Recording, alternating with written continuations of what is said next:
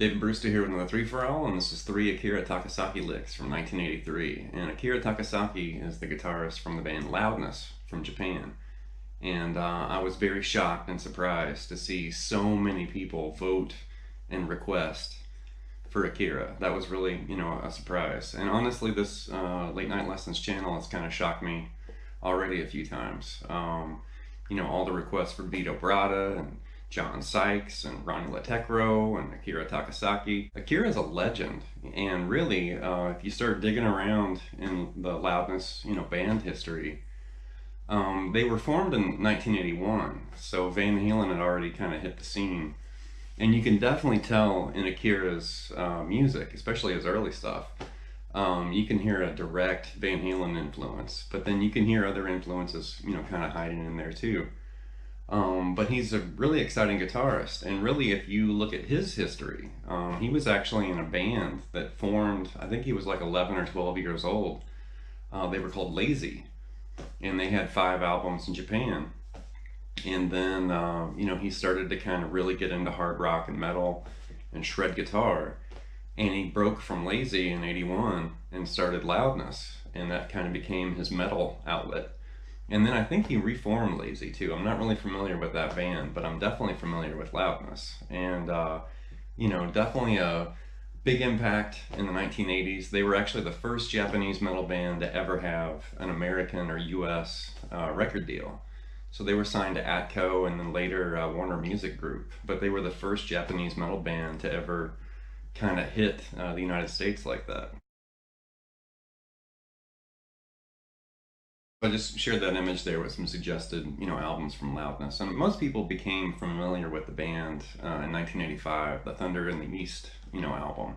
And that's a great one. Hurricane Eyes is great, and Soldier of Fortune's really good too. And there's a wicked tapping section in Soldier of Fortune. And honestly, I've never worked on that. But when I was putting this lesson together, I started going back through, some of their music, and I was watching videos and concerts and looking for, licks and information. And when I heard that solo again, which Soldier of Fortune's a great album. It's kind of overlooked. I don't think it charted in the US, so it just kind of, came and went. But if you go back and listen to that album, on that song, he does this crazy, he does like this overhand tapping stuff. And there's a little bit of that in this lesson. I'm not really that familiar with his tapping style, so I'm still kind of working on it myself. But I am going to talk about it briefly. The licks in this lesson come from a bootleg concert from Japan in 1983. And the first lick here, this actually comes from a guitar solo that Akira's had since the early 80s. And it's called Exploder. And Exploder is literally the Japanese version of Eruption, And Akira obviously is very influenced by Van Halen, especially at that time. And he definitely kind of took a lot of Van Halen's ideas and then kind of repackaged them and kind of reformed them in his own way. And then he just started, kind of growing from there. So he definitely has his own guitar style now, but you can definitely hear in the early days, there's some licks and some things that he did that were very, very similar to Eddie Van Halen. So for this first lick, it's actually a sweep picking workout. And I'm gonna play the clip first so you can actually hear it. You can kind of see him play it. And then we're gonna slow everything way down, and I'm gonna break down and kind of talk a little bit about sweeping too. So here's the lick, on the bootleg.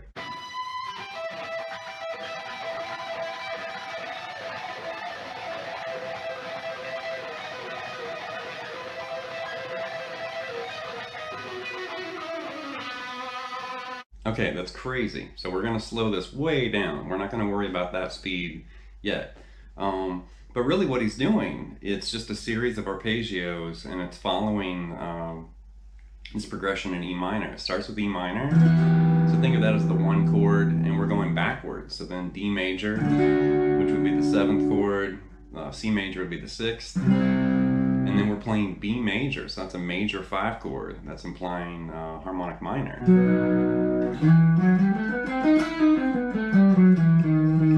So what he's done is he's taking these very common arpeggio shapes and he's sweeping through it.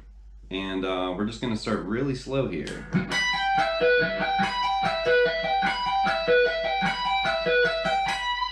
So So that's going to function as E minor right there. And then he's going to move down, and then there's your D major.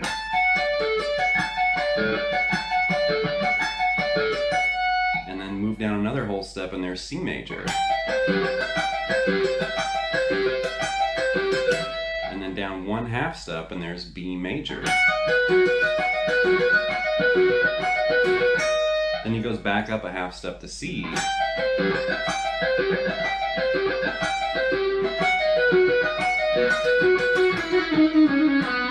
And he just kind of cruises down this little melodic kind of variation or a sequence there.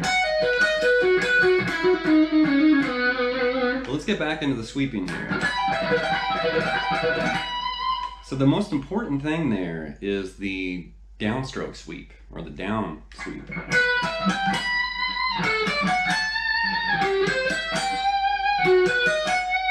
Because that's where you're going to do 3 consecutive downstrokes. Down, down, down.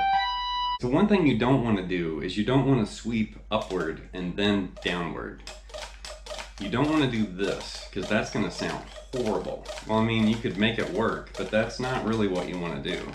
You're only going to sweep, really, there's one big sweep going downward. And then the rest of it, you're going to basically utilize the pull off.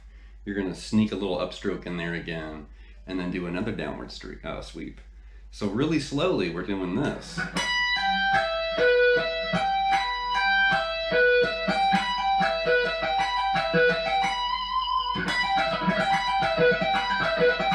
And the most important thing there is the downward sweep, this.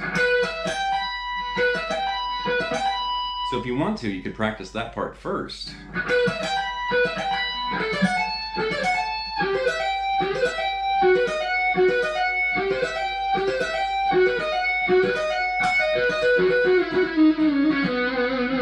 And then the next thing you need to do after you get the down sweep together, then you're just going to basically start playing with this pull off, and then also that single E right there on the B string.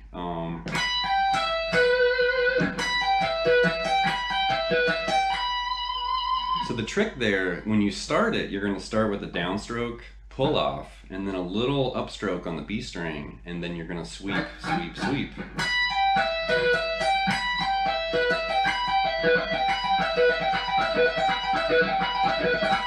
And then do the same thing on D. And the same thing on C. And then the same thing on B. And truth be told, I mean, I do like sweep picking. It's rare for me to actually just do a whole bunch of sweeps like that in a row. I usually don't play like that. I used to work on stuff like that, but then it seemed like everybody was doing that, so I just lost interest, where I thought, okay, I'm not Yngwie and I'm not Frank Mbali or whatever, so I'll let everybody else kind of play, you know, that way. But once I got into Nuno Betancourt and Paul Gilbert and some of those players, and I started getting into string skipping, instead of doing arpeggios like this, which I still do, but you could string skip that too. So there's your E minor string skips. And there's your D major. There's C major. And there's B major. It's the same arpeggio. It's just fretted and played, you know, in a different way. So experiment with that. You know, experiment with the sweeping, but then maybe also incorporate string skipping.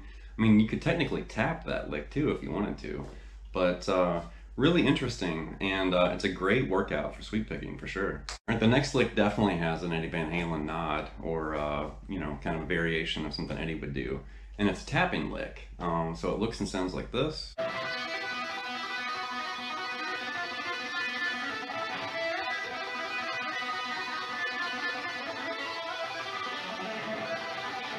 I really like tapping licks like this because we're tapping in a traditional way, but we're also using an open string. And it is, you know, a noticeable variation of Eruption's, you know, tapping section at the end.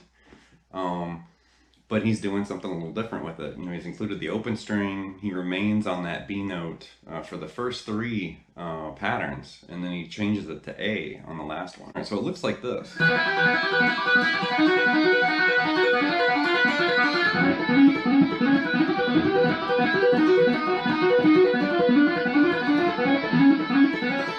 He starts going a little faster there.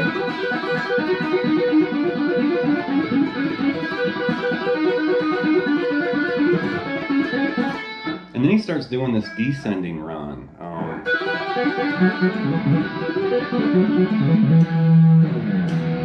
I really like that lick too. It's cool. I mean, it's different. It kind of reminds me of Van Halen, but it's not exact. And I like that open string kind of hammer-on movement.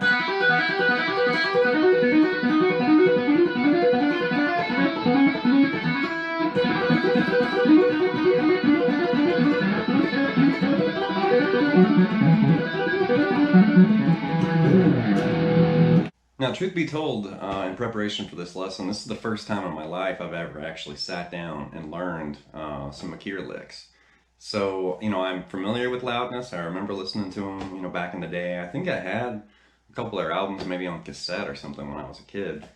But I definitely remember the group. I just never really went there as far as, learning his music. And I'm exposing, some of his ideas for the viewers out there.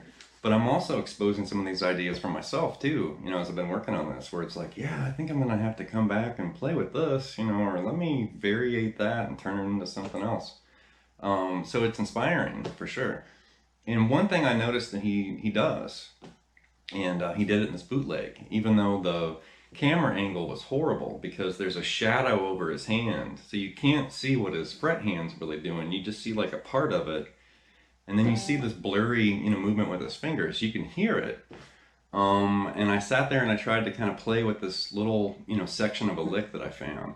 And the first part of it, which it isn't part of this lick, it kind of reminded me of Van Halen's Mean Street, where he was like tapping and sliding double stops. And then he really just holds a chord and he starts kind of playing these tapped arpeggios on the top of the chord. And it just sounds really cool.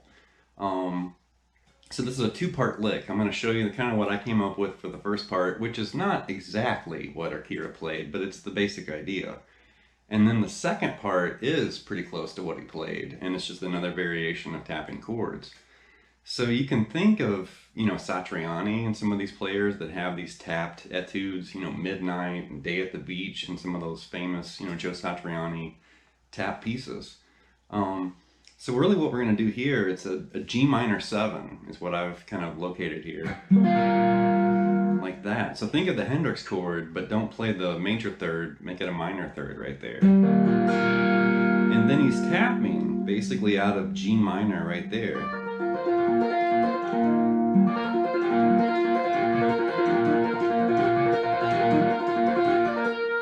And I literally just, kind of saw that little clip and then I started playing around, on my own. So it's a variation of what I heard Akira do, but I like it. And you can do it with distortion or you can do it kind of cleaner.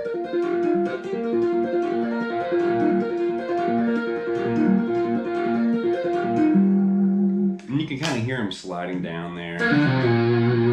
And he moves to a G major chord, and then he basically mirrors that with tapping, and he changes it into a G major 7, basically, which is really interesting. So the left hand is really just holding a G major bar chord, and then he's going to tap right there. There's D, G, D, and then F sharp, like that. And then he moves everything up a whole step, and then there's A major 7. But I really like that part, that's cool.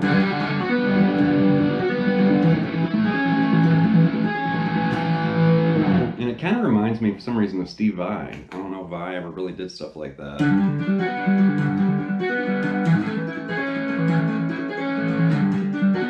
It might just be the tonality.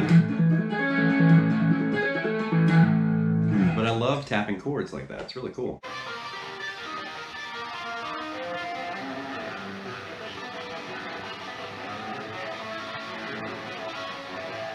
The last example here, this actually came from a bootleg from 1986, and the reason I jumped from 83 to 86 is I wanted to include this in the lesson as well. So this is more tapping. And I've seen enough footage, recently since I was doing the prep work on this lesson. Akira does a bunch of this. you know, where he's using his pinky and his third finger, I believe, for muting, and then he'll fret with his index and middle finger and then start tapping up above it.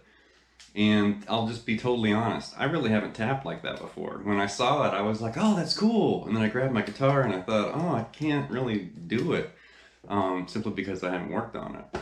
But, so I'm not really going to flip my hand around that way. I'm going to keep my hand in a normal playing position. But I wanted to show you this. It's so cool. So he's basically playing a tapped version of Romanza, which is a famous, you know, anonymous classical guitar piece.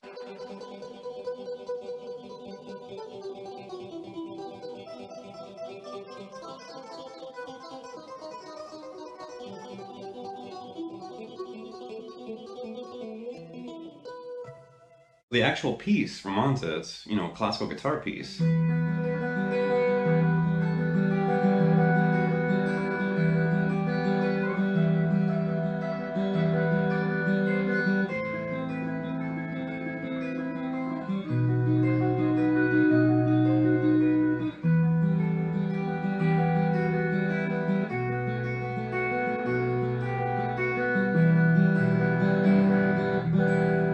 And he kind of changed, you know, a little bit of that, but that's basically what he's playing. It's the same melody. The chord progression changed a little bit.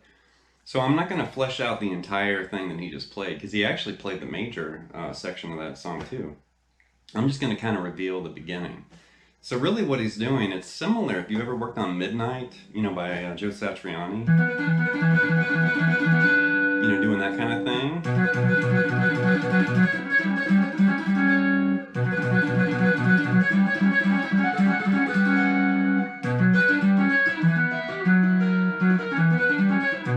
You know, that kind of stuff, where you're literally, it's almost like you're playing a piano, but you're doing it on the guitar. You know, I love those pieces. But anyway, what he's basically doing is he's playing an E5 with his fret hand, and then he starts tapping this B note right there on the 16th fret on the G.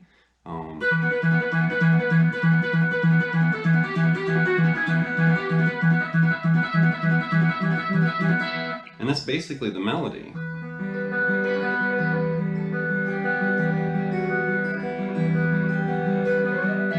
But he did it this way.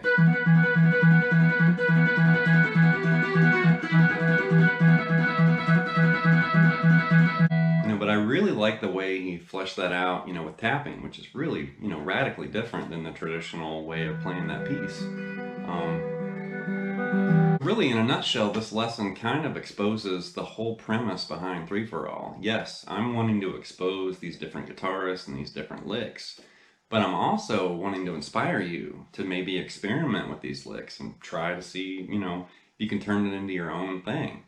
And that's what all of these guitarists that I've covered so far have done. You know, whether they're inspired by Hendrix or Jimmy Page or Van Halen or Yngwie or whoever they're inspired by, that's what musicians and artists do. They, you know, some people call it borrowing, other people call it stealing, but we borrow from each other. You know, when you see somebody do something, you know, radically different or inspiring or new, you're like, hey, that's cool. And then, you know, a true artist will sit there and try to figure out what it is.